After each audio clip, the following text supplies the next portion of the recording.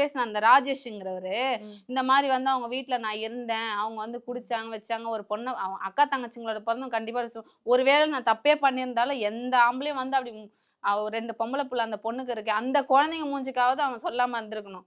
நான் தப்பே என் மேல பழி போடணுங்கிறதுக்காகவே வந்து அவங்க குடிப்பாங்க, அவங்க மாத்திரை போடுவாங்க, கஞ்சா அடிப்பாங்க அப்படின்னு சொல்ற நீ நல்ல தாய் வயித்துல பொறந்திருந்தா சொல்லியிருக்க மாட்டேன். பட் நீ சொல்ற.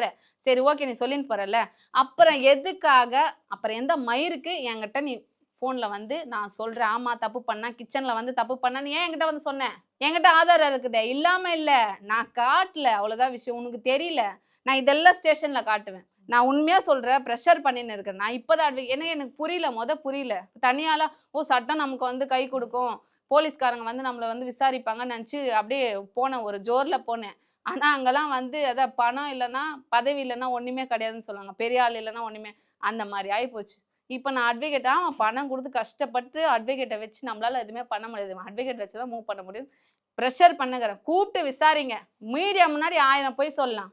போலீஸ் ஸ்டேஷன்ல சொல்ல முடியாதுல்ல.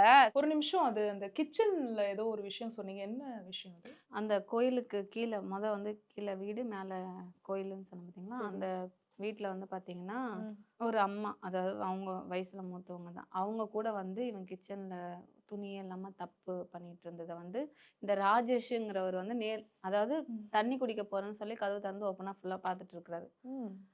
பார்த்துட்டு அதுக்கப்புறம் அது ஒரு வாட்டி அவர் நேர்ல பார்த்துருக்காராமா. 2வது வாட்டி அந்த தீக்ஷா, அகோரி தீக்ஷன்னு சொன்னாங்க பார்த்தீங்களா? அவங்களோட கோயில் மேலேயே, அந்த கோயில்லயே வந்து தப்பு பண்ணியிருக்கிறது, அதையும் பார்த்துருக்கேன்னு சொல்லி, அந்த ராஜேஷ்ங்கிறவர் தான் என்கிட்ட விஷயத்தையே கலையரசன் கூட சொன்னாரு. இருக்கிறவரு. கூட இருந்து எல்லாமே பண்ணவர் தான் என்கிட்ட சொன்னாரு. அதோட ஆடியோ என்கிட்ட இருக்கு. நான் உங்களுக்கு காட்டுறேன். இருக்கா? இருக்கு. காட்டுங்க.